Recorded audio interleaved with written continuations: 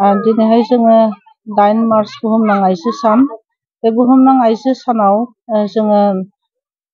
जों आइजो माहारि जानानै दिनै जनाय दख'रा दुलाराय बर' आइजो अनसाय आफादा मोनसे हाबाफारि मेहेर गोनाङै खुंनायनि गेजेरजों आंखौ आलासि महरै लाबोनानै बेनि गेजेरजों आइजोफोरनि सायाव फंनैसो बिबुंथि होहोनायनि थाखाय आङो बिथांमोननिसिमबो साबायखर थाबाय। लोगोसे आङो जोंनि बे दुलाराय आइजो माहारिनि जायफोर जेंना जेंसि इम्पावारमेन्ट गोहो दबथायनाय आरो जोंनि गेजेराव माखासे खामानि मावनायनि मोन्थाय गैयै बेफोरनि सायाव जोङो आइजो माहारिनि गेजेराव दासिमबो बेबायदि जेंना जेंसिजों गोग्लैसोनानै थानाय एबा दबथाय जानानै थानाय बे हाबाफारिनि गेजेरजों जों जे जिउ खुंनाङो बेफोरो गैया जालांथों, बेखौ आङो दिनैनि बे बुहुमनां आइजो सान बेनि गेजेरजों आङो मेसेज होनो लुगैयो।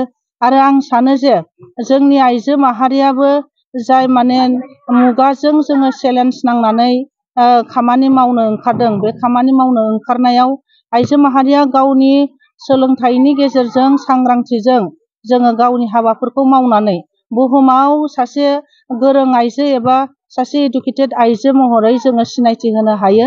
आरो बेनि गेजेरजों जोङो साननानै लानो हायो जे आइजो माहारिया खामानि मावोब्ला जोङो गासै खामानिखौनो मावनो हायो। बेनि गेजेराव जोङो दिनैनि गेजेराव फारागथि गैयाजासेनो हौवाफोरजों समान समान खामानि मावनायनि मोन्थायखौ मोननो हाबाय होननानैबो जोङो फारसे बिथिंजों जोङो बुंनो हायो। आरो गुबुन फारसेथिं जोङो साननो थाङोब्ला जोङो बेफोरबायदि जोङो फारसेजों उदांस्रिखौ जों मोनजोबाखै होननानैबो जों बुंनो सानो। आरो बिनि थाखायनो जाहाथे बेबायदि उदांस्रि गैयाजासे जोंनि आइजो माहारिखौ गादबनानै आरो फैसालि खान्थि एबा माखासे जोंनि गेजेराव थानाय बेले बेजेखौ गोदो होनानै थाबाय थानाय बेखौ जोङो जोंनि समाजा जाहाथे खालामा, बिनि थाखाय आङो दिनैनि बे बुहुमनां आइजो सान बेनि गेजेरजों आङो मेसेज होनो लुबैयो। जोंनि बर' आइजोफोरनि जि दानाया जोबोद खम जालांनो हमबाय, नाथाय समाजारि बिजोङावसो बांसिन गोदोनानै थादों। माबायदि मेसेज हरनो सानो नोंथांमोन?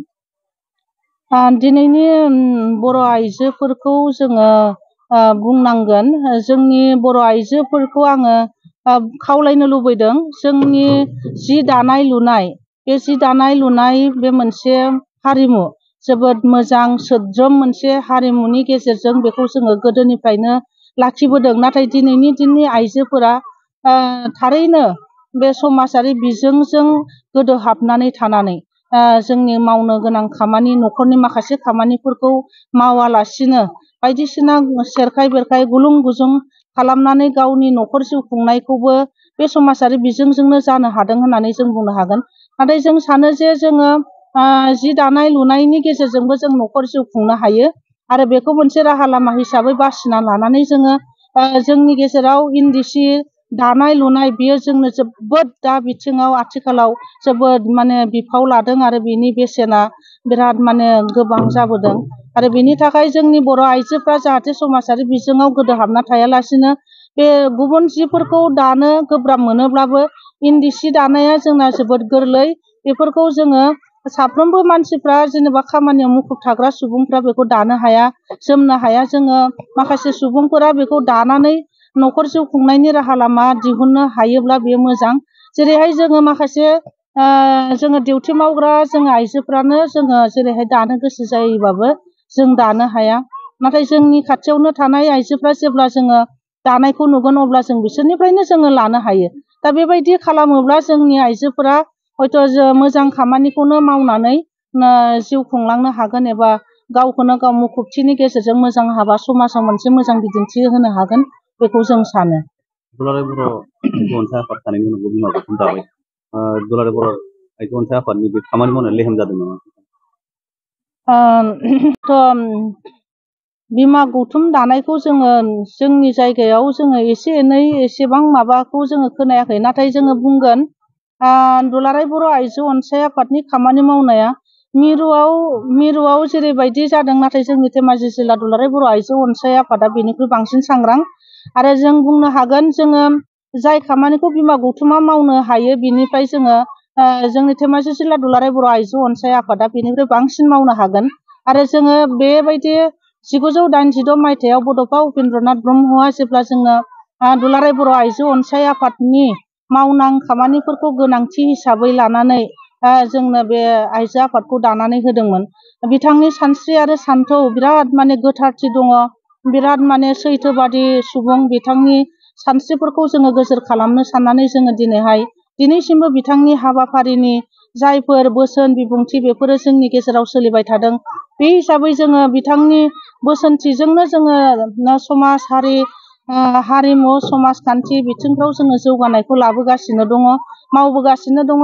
नंगौ, जोंनि दुलाराय बर' आइजो अनसाय आफादा गोबां खामानिफोरखौ जेनेबा जिल्लाफोराव मावनो बिथोन हरो। नाथाय जोङो बेनि गेजेरावबो माने बिमा गौथुम दानायाव जोङो सानो आरोखि जोंनि समाजनि गेजेराव बिमा माहारिफोरनि गेजेराव एसेबाबो माने बेले बेजे लाबोगोन नामा। जिहेथु जोंनि नैबे धेमाजि जिल्लानि सिङावथ' जोंना गोबां माने गोरों सुबुंफोर गैया।